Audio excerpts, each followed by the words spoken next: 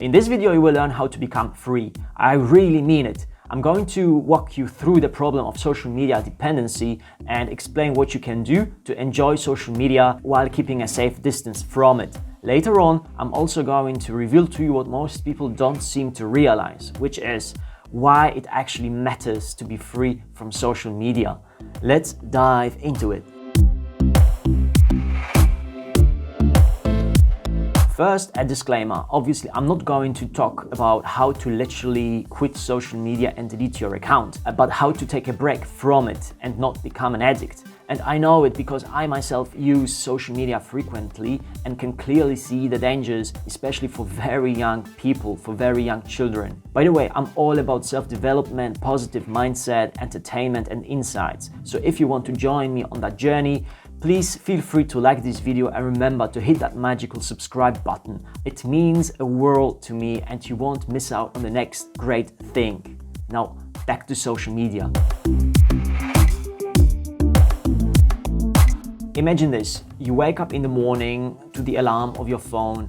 The first thing you do is you grab for the phone and check your messages or notifications on Instagram or Facebook. Then on your way to work, you sit and browse through your feeds and leave your likes on Instagram and Facebook. During your lunch break, you check Instagram and Facebook or TikTok or whatever your social media platform is, and you engage with the content. Your messenger or WhatsApp rings or vibrates when you get a new message, and you engage with the content, chatting live for half an hour or even more.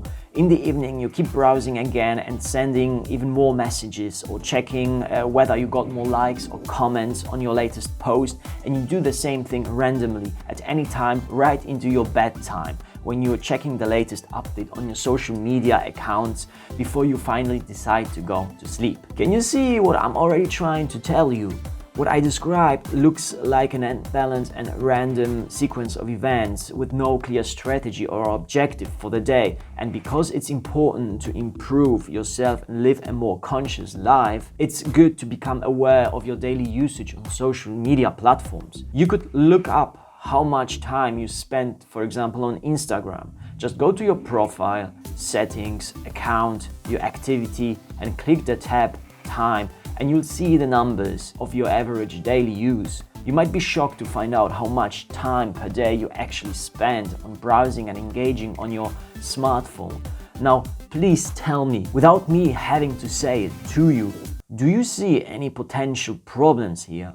You know, it's not that what I'm going to tell you is somehow incredible new insight or a discovery of the year. So let me state this one simple fact. Your daily usage of social media and how you engage with reality through your phone probably sucks.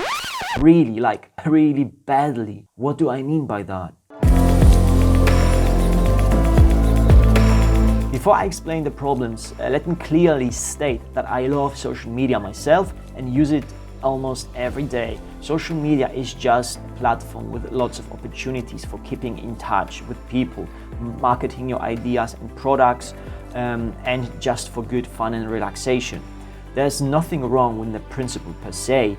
All I want to do in this video is to show you the dangers and how to avoid them. So what's the danger here? Let me list it for you so that even a child can understand it. Social media can make you addicted to this constant seeking of social approval. This is particularly risky for small girls because their interests are mainly relational and they seek social approval for their choices on social media. Yes, I'm all for keeping small children away from social media, like hello, yes, 100%. Secondly, constant presence on social media destroys your focus. The really valuable things in life are won through work and focus and also through little sacrifices. Social media is the opposite of it. It's all about quick viewing, liking and disposing. Immediate gratification is the theme. This might completely undermine your appreciation for long-term goals if you dive too much into social media on a daily basis. Thirdly, I get the impression that once your daily job is done and you return home, many people might face their inner emptiness or just simple boredom because they don't know what to do with their life, which often seems so meaningless. And social media can present any illusory distraction from real personal frustrations and grievances. This is the most sneaky problem here, and I invite you to think about whether social media doesn't make you procrastinate on things you should actually be doing in the real world. Fourthly, this has to do mainly with kids which are growing up, and especially with little girls whose interests are mainly relational. Children are developing their identity, their character traits, and their understanding of society and reality. And because social media is not their reality, you can already see the problem here. Being bombarded with highlights from people's lives all the time might make you feel boring, mundane, worthless, and not special at all. The problem is huge, for God's sake. And if you have children, and especially little girls, please put some thought into how you want to introduce them to social media. Do not let them discover it just by themselves. Jesus Christ.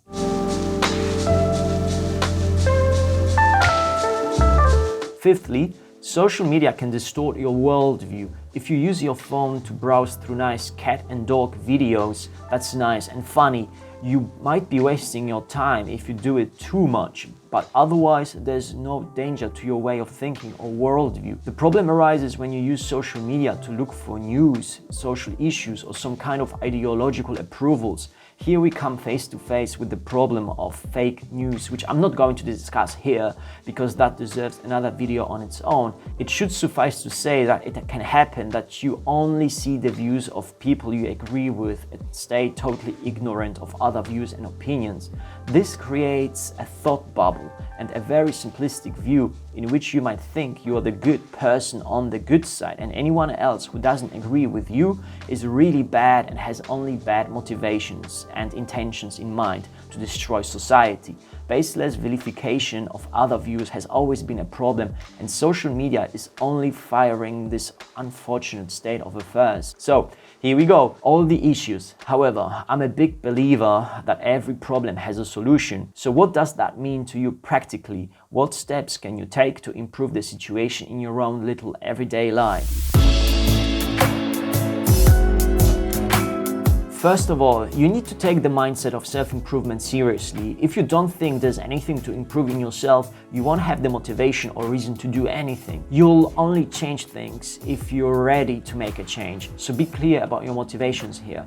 Secondly, when you get up, don't grab for your phone. Ease into the day. Take your time. The likes and comments won't run away. You can check them once you get up. Consider your bed as a sanctuary of relaxation and no worries. Hakuna Matata. Hakuna Matata! Why would you want to bring stress into it? Whenever you want to grab the phone, although you really don't need to, practice mindfulness instead. Become aware of your environment. There is nothing you have to do, nothing to reply or comment. It's just enough for you to be here and now, in bed, waking up and enjoying the fresh stillness. Can you hear it? It's so nice. No TikTok dance video can ever replace that.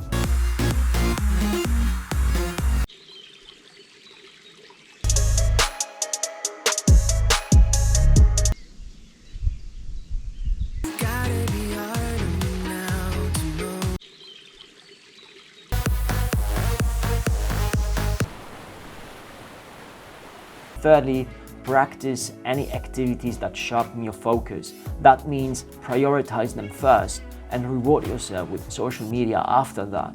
Facebook, Instagram, TikTok, whatever, they might be the benefits you give yourself after you've done the task or achieved the milestone you wanted to do for the day. Or use social media as a relaxation activity during your breaks. In this way, you give them a proper place in your daily routine and don't grab for your phone just randomly and constantly. Fourthly, face your inner demons. Everyone has them in some degree. Ask yourself, what is it that I'm trying to suppress that makes me addicted to social media? If you can't find anything, then congratulations. It might be much easier for you to grow out of your addiction. But if you do have skeletons in the closet, please admit you have a problem. Don't feel ashamed of yourself to yourself.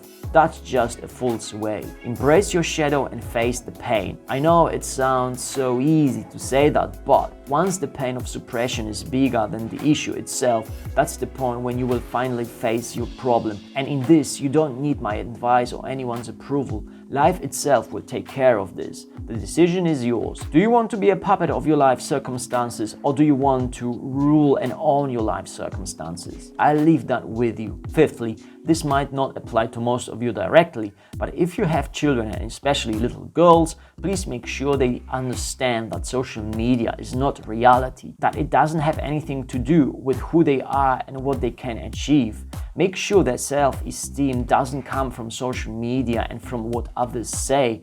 That's your responsibility as a parent, and if you're not having those difficult conversations with your children, you're not doing your job. Fifthly, be aware at all times that reality is complicated and that there's countless ways of how you can perceive the world. So don't feel angry if someone disagrees with you. Be aware that people's personal opinions are in the right to have, and so are yours. And bringing new points and views to your own worldview only extends your knowledge. It doesn't need to invalidate it. Be mindful about that and let people have their own voice too. You don't have to pick every fight. I hope this mindset will help you develop a critical mind and a healthy distance from people's opinions that they post online. That's it. We've gone through it all. Oh man, I wanted to make a simple video and be done with it quickly. Keeping things short is hard. Do you agree with my analysis? Did I miss something? Or do you think I got something wrong?